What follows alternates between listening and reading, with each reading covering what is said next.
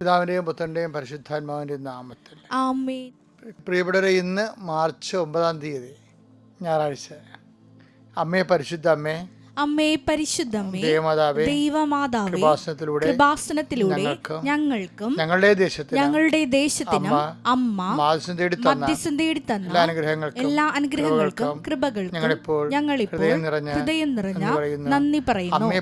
അമ്മേ പരിശുദ്ധമ്മേ, ദൈവമാതാവേ, 2004 ഡിസംബർ 7-ാം തീയതി ഉച്ചകഴിഞ്ഞ് 2:30 കൃപാസനത്തിൽ സംഭവിച്ച അമ്മയുടെ പ്രത്യക്ഷപ്പെടലിനെ കുറിച്ച് തിരുസഭയ്ക്ക് സമർപ്പിച്ചിരിക്കുന്ന പഠനരേഖകളുടെ സഭാത്മകമായ പഠനം ആരംഭിക്കുവാൻ ഞങ്ങൾ പ്രാർത്ഥിക്കുന്നു. അമ്മേ പരിശുദ്ധമ്മേ, ഭൂസ്വലോകങ്ങളുടെ രാജ്ഞിയായ അങ്ങേക്ക് ഭൗമ സംരക്ഷണത്തിനായി പ്രപഞ്ച പ്രകൃതിയെ തിരുസഭ പ്രതിഷ്ഠിക്കുവാൻ ഈ പ്രത്യക്ഷീകരണം വഴി ഇടയാക്കണമേ. പരിശുദ്ധ അമ്മേ, ജപമാല മാതാവേ, സകല കൃപാസനം പ്രാർത്ഥനയോടും ചേർത്ത് ഞങ്ങളിപ്പോൾ പ്രാർത്ഥിക്കുന്ന ഈ കുടുംബത്തിന്റെ പ്രത്യേക നിയോഗം മക്കളെ.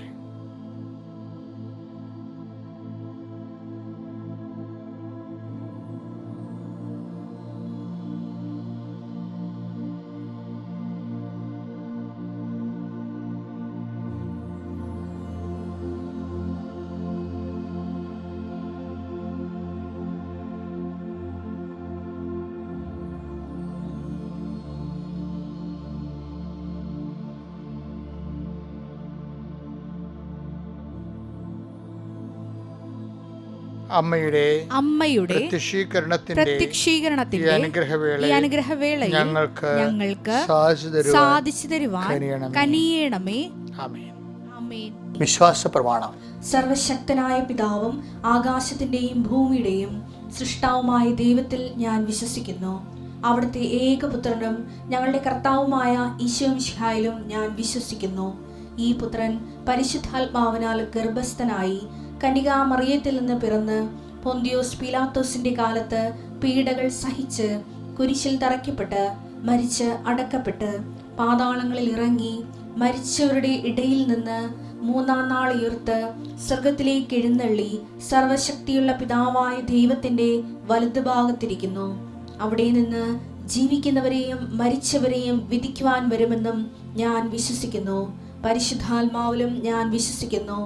വിശുദ്ധ കത്തോലിക്കാ സഭയിലും പുണ്യവാന്മാരുടെ ഐക്യത്തിലും പാപങ്ങളുടെ മോചനത്തിലും ശരീരത്തിന്റെ ഉയർപ്പിലും നിത്യമായ ജീവിതത്തിലും ഞാൻ വിശ്വസിക്കുന്നു. ആമേൻ. സ്വർഗ്ഗസ്ഥനായ ഞങ്ങളുടെ പിതാവേ, അങ്ങയുടെ നാമം പൂജിതമാകണമേ. അങ്ങയുടെ രാജ്യം വരണമേ. അങ്ങയുടെ തിരുമനസ് സ്വർഗത്തിലെ പോലെ ഭൂമിയിലും ആകണമേ. അന്നു വേണ്ടുന്ന ആഹാരം ഇന്ന് ഞങ്ങൾക്ക് തരണമേ. ഞങ്ങളോട് തെറ്റ് ചെയ്യുന്നവരോട് ഞങ്ങൾ ക്ഷമിക്കുന്നത് പോലെ ഞങ്ങളുടെ തെറ്റുകൾ ഞങ്ങളോടും ക്ഷമിക്കണമേ. ഞങ്ങളെ പ്രലോഭനത്തിൽ ഉൾപ്പെടുത്തരുതേ, തിന്മയിൽ ഞങ്ങൾ രക്ഷിക്കണമേ. ആമേൻ. നന്മ നിറഞ്ഞ മറിയമേ, സ്വസ്തി. കർത്താവ് അങ്ങയുടെ കൂടെ സ്ത്രീകളിൽ അങ്ങ് അനുഗ്രഹിക്കപ്പെട്ടവളാകുന്നു. അങ്ങയുടെ ഉദരത്തിൻ ഫലമായി ഈശോ അനുഗ്രഹിക്കപ്പെട്ടവനാകുന്നു. പരിശുദ്ധ മറിയമേ, തമ്പുരാന്റെ അമ്മേ, പാപികളായ ഞങ്ങൾക്ക് വേണ്ടി ഇപ്പോഴും ഞങ്ങളുടെ മരണസമയത്തും തമ്പുരാനോട് അപേക്ഷിക്കണമേ. ആമേൻ. കർത്താവിന്റെ ഉന്നതമായ നാമത്തിന് സ്വസ്ഥം ചെയ്യുന്നു. കർത്താവിന്റെ വിശുദ്ധ പൗരോഹിത്യത്തെ മഹത്വപ്പെടുത്തണമേ. കർത്താവെ, സഭയിലുള്ള സാന്നിധ്യം പ്രകടമാക്കണമേ. 39 വർഷം ഞാൻ അർപ്പിച്ച കൃപാനയുടെ യോഗ്യതയാൽ കൃപാസന അൾത്താറെ ജീവനോടെ പ്രത്യക്ഷപ്പെട്ട പരിശുദ്ധ അമ്മയുടെ മാധ്യസ്ഥത്തിലെ ഞാൻ മക്കളെ ഈശ്വരനാമത്തെ ആശീർവദിക്കുന്നു. കർത്താവ്, കുടുംബത്തിന്റെ ഇന്നത്തെ കഴിച്ചിലിന് ആവശ്യമായ ദൈവ അനുഗ്രഹം ഈ പ്രാർത്ഥന വഴി ഈ കുടുംബത്തിന് അങ്ങ് നൽകണമെന്ന് പ്രാർത്ഥിക്കുന്നു. ഈ കുടുംബം ഇന്ന് കർത്താവെ, ഈ വ്യക്തി ആരാണോ ഇപ്പോഴ് എവിടെ വെച്ചാണോ ഈ പ്രാർത്ഥന കൂടുന്നത്, ആ വ്യക്തി, ആ ദൈവത്തിന്റെ മകള്, ദൈവത്തിന്റെ മകൻ, ഈ ദൈവത്തിന്റെ ഭവനം ഇന്ന് അനുഭവിക്കുന്ന പ്രത്യേക പ്രയാസം, ഇന്ന് ഭയപ്പെടുന്ന പ്രത്യേകമായ ഒരു വിഷയം, ആ വിഷയത്തിൽ ദൈവികമായ തീരുമാനം ഉണ്ടാകാൻ 39 വർഷം ഞാൻ അർപ്പിച്ച കുർബാന ഇപ്പോഴാ മക്കൾക്ക് ജീവിത പ്രശ്ന പരിഹാരത്തിനായി ഈശോനാമത്തിൽ കാഴ്ചവെക്കുന്നു. കഥ ഈ പ്രഭാതത്തിൽ ഞങ്ങൾ വിളിച്ചെഴുന്നേൽപ്പിച്ചവർ അങ്ങയുടെ തിരുസന്നിധി നിൽക്കുവാൻ ഇടയാക്കി നന്ദി പറയുന്നു. കുറെ വിഷയങ്ങൾ ചെയ്തു തീർക്കാനുള്ള ഒത്തിരിയേറെ മനുഷ്യരുണ്ട് ഈശോയെ.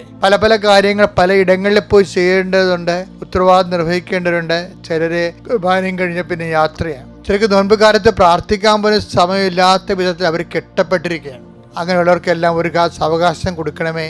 നോൻപുകാലത്തിൻ്റെ ചൈതന്യം അനുസരിച്ചുകൊണ്ട് വചനം വായിക്കുവാനും വചനങ്ങൾ കേൾക്കുവാനും അതനുസരിച്ച് ജീവിത വിശുദ്ധി പാലിക്കുവാനും ദൈവത്തിന് പക്ഷം ചേർക്കുവാനും കൂടെ നിർത്തുവാനും കർത്താവെ, നഷ്ടപ്പെട്ടു പോയ ആധ്യാത്മിക അനുഗ്രഹങ്ങളും നഷ്ടപ്പെട്ടു പോയ ദൈവത്തിൻ്റെ ചൈതന്യങ്ങൾ തിരികെ ആർജിക്കുവാൻ അവരുടെ മക്കളെ അനുഗ്രഹിക്കണമെന്ന് പ്രാർത്ഥിക്കുന്നു. പഠിക്കുന്ന കുഞ്ഞുങ്ങളെ പ്രത്യേകം ശ്രദ്ധിച്ച് പ്രാർത്ഥിക്കുന്നു. അവരുടെ പഠന വിഷയങ്ങൾ സെലക്റ്റീവ് ആകണമെന്ന് പ്രാർത്ഥിക്കുന്നു. അവർ പഠിക്കുന്നതെല്ലാം അടുത്ത ദിവസങ്ങൾ വന്ന് അവരെ അതിനെ അതിജീവിക്കുവാനുള്ള നല്ല മാർക്ക് വാങ്ങി പാസ്സാകാനുള്ള പ്രത്യേക സാഹചര്യം ഒരുക്കണമെന്ന് പ്രാർത്ഥിക്കുന്നു. പഠനത്തിന് വിഖ്യാതമായി നിൽക്കുന്ന കുടുംബ വഴക്കുകൾ, സാഹചര്യങ്ങൾ, മറ്റു തരത്തിലുള്ള വിഷമതകൾ, അതിനേക്കാൾ ഉപരി കുടുംബത്തിൻ്റെ പല വിഷയങ്ങൾ, കമ്പനി ചെയ്യുന്നവരുണ്ട്, ബൈ പ്രൊഫഷണലായിട്ടുള്ള ജോലികൾ ചെയ്യുന്നവരുണ്ട്, ഡോക്ടർമാരുണ്ട്, അങ്ങനെയുള്ളവർ എല്ലാവരെയും അവരുടെ പ്രൊഫഷണൽ മേഖലകളിൽ ചെയ്യുന്നവരുണ്ട്, ഏജൻസികളുണ്ട്, അങ്ങനെയുള്ള എല്ലാവരെയും സമർപ്പിച്ച് പ്രാർത്ഥിക്കുന്നു. കർത്താവിൻ്റെ വലിയ കരുണ അവരേക്ക് ആവശ്യിക്കട്ടെ. കൂട്ടുകൂടി കളക്റ്റീവായിട്ട് ചെയ്യുന്ന ബിസിനസ്സുകളുണ്ട്, അതിൽ പടരപ്പിണക്കങ്ങളിലുണ്ട് കൊണ്ട് പലപ്പോഴും അവരെ കൂട്ടവസാനിപ്പിച്ചിട്ട് പിരിഞ്ഞിട്ട് ഒരാളുടെ തലയിൽ എല്ലാ കടങ്ങളും വരുന്നവരുണ്ട്. കടം വീട്ടി അത് ഏറ്റെടുക്കേണ്ട ആവശ്യങ്ങൾ വരുന്നവരുണ്ട്, അതിന് സമ്മർദ്ദങ്ങളുണ്ട്. ഇങ്ങനെ പലതരത്തിൽ മനസ്സ് പിരിമുറുക്കം കൊള്ളുന്നവരുണ്ട്. ഈശോയെ, അവരെല്ലാം നീ സന്ധിക്കണം പ്രാർത്ഥിക്കുന്നു. വീട് നഷ്ടപ്പെടാൻ പോകുന്നവരുണ്ട്, വീട് സ്ഥലം ഒരുമിച്ച് നഷ്ടപ്പെടുന്നവരുണ്ട്. കർത്താവ് അത് വിൽക്കാൻ വേണ്ടി പരിശ്രമിക്കുന്നവരുണ്ട്. ഇങ്ങനെ വ്യത്യസ്തങ്ങളായ വിഷമതകളിൽ കർത്താവ് വിദേശത്തുള്ള ഞങ്ങളുടെ മക്കളെ പ്രത്യേകിച്ച് പ്രാർത്ഥിക്കുന്നു. അവരുടെ പഠനങ്ങൾ പഠിച്ചിട്ട് അവരുടെ വിസ പഠനകാലം കഴിഞ്ഞപ്പോൾ എക്സ്പയർ ആകാൻ പോകുന്നു. അവർക്ക് വിസ പുതുക്കി കിട്ടണില്ല. അത് എല്ലാ മേഖലകളിലും വേദനിക്കുന്നവരെ കർത്താവ്, നാട്ടിലാണെങ്കിൽ അവർക്ക് വല്ലാത്ത കടങ്ങൾ വന്നിരിക്കുന്നു. അവരെല്ലാവരും സന്ധിക്കണം പ്രാർത്ഥിക്കുന്നു. മക്കളില്ലാത്തവരെ, വിവാഹം ഒത്തുവരാത്തവരെ, ഭവനരഹിതരെ, വഴിയില്ലാത്തവരെ, സാമ്പത്തികമായ സുസ്ഥിതിയില്ലാത്തവരെ, ഒരു തൊഴിലും കാണാത്തവരെ, അതിനുവേണ്ടി പരിശ്രമിക്കുന്നവരെ എൻ്റെ കർത്താവിൻ്റെ ഉന്നതമായ നാമത്തെ സഭയുടെ അധികാരത്തിൽ കുരിശടയാളത്തെ അനുഗ്രഹിക്കപ്പെടട്ടെ. എൻ്റെ മക്കൾ, നമ്മൾ ഇന്ന് വായിക്കുന്നത് ഇപ്പോൾ പരീക്ഷക്കാലമാണല്ലോ. പരീക്ഷക്കാലമാണ്, അതുപോലെ പ്രാർത്ഥനാക്കാലമാണ്. കൃപാസനത്തിലാണെങ്കിൽ എല്ലാ ദിവസവും പരീക്ഷ ഇല്ലാത്ത ദിവസങ്ങളൊക്കെ നൂറ് കണക്കിന് കുഞ്ഞുങ്ങളാണ് ഹോൾ ടിക്കറ്റ് വെഞ്ചരിപ്പിക്കാൻ വേണ്ടി വരണത്. അപ്പോൾ അവരുടെ മാതാപിതാക്കന്മാരുടെ ഉടമ്പടി സീറ്റ് കാണിച്ചാൽ മതി, ഉടമ്പടി കാർഡ് കാണിച്ചാൽ. പക്ഷെ അത് അപ്ഡേറ്റ് ആയിരിക്കണം, പുതുക്കിയതായിരിക്കണം. കാര്യം നിങ്ങൾ ഉടമ്പടിയിലായിരിക്കണമല്ലോ. പണ്ട് ചിലരിപ്പോൾ പരീക്ഷക്കാരൊക്കെ പണ്ടെങ്ങോ ഉടമ്പടി ചെയ്തതാണ്, അവരതൊക്കെ വലിച്ചുകൊണ്ട് വരുന്നുണ്ട്. അവർ ഉടമ്പടി ഉഴപ്പിയതാണ്. 90 ദിവസം കഴിഞ്ഞ് ഉടമ്പടി പുതുക്കുന്നില്ലെങ്കിൽ നിങ്ങൾ ഉടമ്പടിയിലല്ലാതെ ക്യാൻസൽഡ് ആണ്. പിന്നെ നിങ്ങൾക്ക് വേണേൽ പുതുക്കാം, പക്ഷേ ഹോൾ ടിക്കറ്റൊക്കെ വെഞ്ചരിച്ച് കിട്ടും. പക്ഷേ കൗൺസിലിങ്ങും മെസ്സേജൊന്നും നടക്കത്തില്ല. എന്താ പറയണമെന്ന് കാര്യം എന്ന് വെച്ചാൽ, ചില ആൾക്കാർക്ക് ചില വിഷയങ്ങളുണ്ടാകുമ്പോൾ അവർ ക്യാൻസലായ ഉടമ്പടി എടുത്തിട്ട് വരും. അങ്ങനെയൊന്നും വരരുത്. കാര്യം ഉടമ്പടി എന്ന് പറഞ്ഞ ഒരു ജീവിതമാണ്, അല്ലാതെ അച്ഛനെ കാണാൻ വേണ്ടിയുള്ള ചീട്ടല്ല. അപ്പം അതിനെ ബുദ്ധിബോധം ഇല്ലാത്ത ഉടമ്പടി എടുത്തിട്ടുണ്ട് കുറച്ച് പേര്. അതുകൊണ്ട് വളരെ ശ്രദ്ധിച്ച് വേണം ഈ കാര്യങ്ങൾ.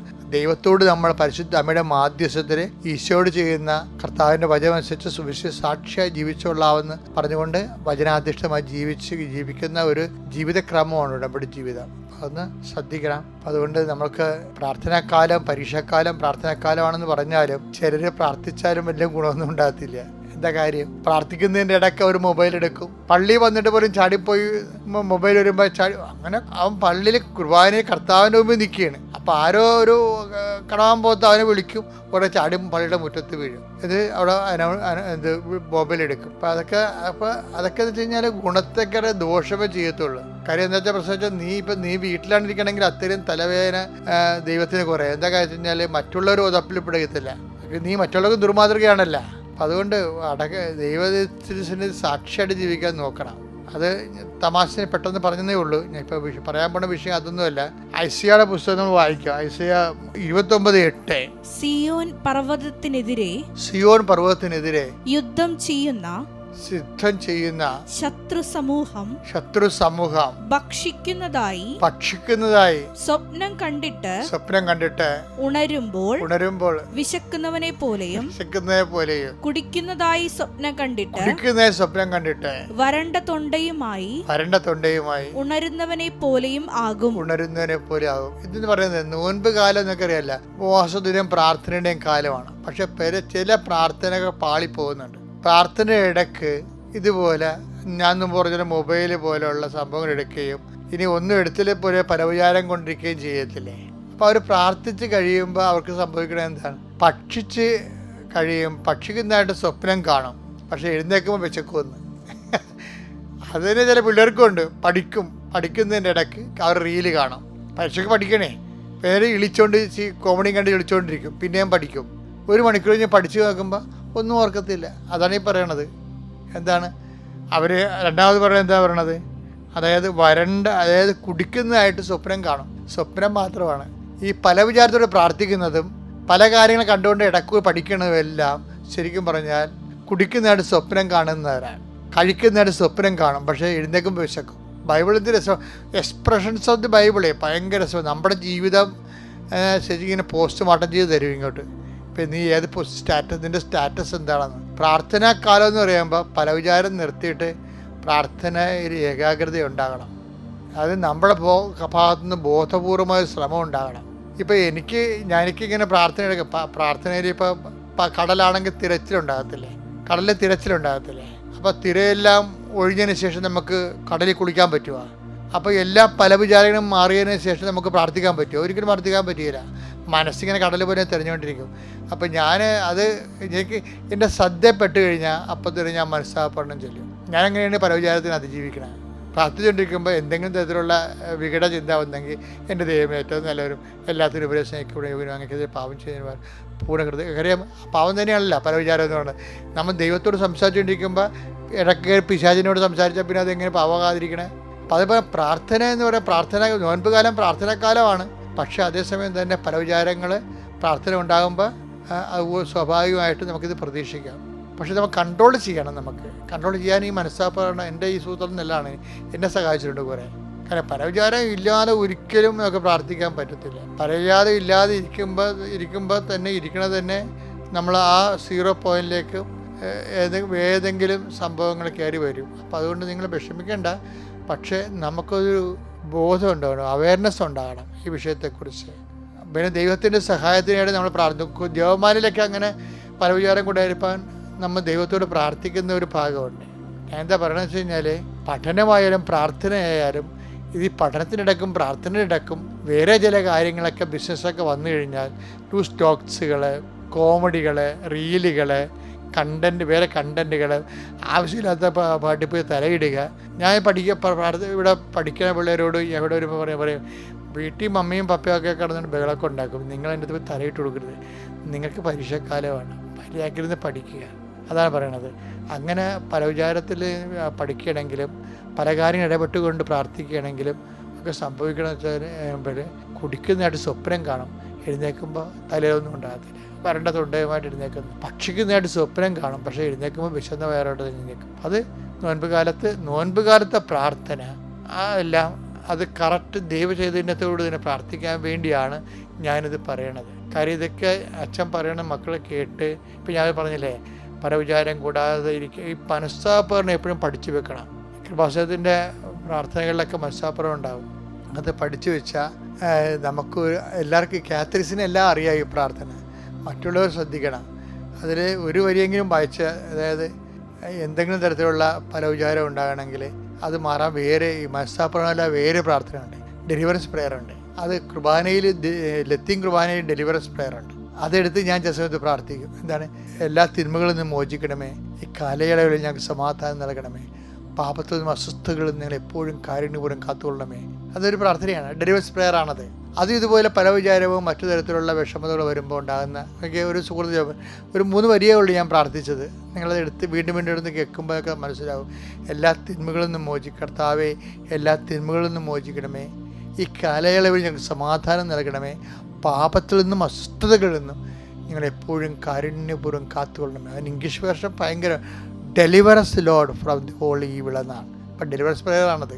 അപ്പം അത് അങ്ങനെ വരുമ്പോൾ അതും ഒരു പ്രാലചാരം കൂടുമ്പോൾ അതും ഒരു പ്രാർത്ഥനയ്ക്ക് മാറ്റണം. പഠനത്തിൻ്റെ ഇടയ്ക്കും ഇതുപോലെ പല വിചാരങ്ങളും ഫോണും മറ്റൊരു സംസാരവും ഒക്കെ വരുമ്പോഴും നിങ്ങൾ പഠനം തുടങ്ങണ മുമ്പ് ഈ പ്രാർത്ഥനയും 4 വരി പ്രാർത്ഥനകൾ ചെല്ലണം. ചെല്ലിട്ട് ഇതെല്ലാം ഫ്രൂട്ട്ഫുള്ളായിട്ട് എടുക്കണം. അപ്പം നിങ്ങൾക്ക് നല്ലൊരു നോൻപ് കാലവും നല്ലൊരു പരീക്ഷക്കാലവും നല്ലൊരു വിജയക്കാലവും ഇതെല്ലാം കഴിയുമ്പോൾ നമ്മൾ ഒരുമിച്ച് ആത്മീയമായിട്ട് വിജയിക്കും, അതുപോലെ വിദ്യാഭ്യാസമായിട്ട് വിജയിക്കും, ജീവിതപരമായിട്ട് വിജയിക്കും.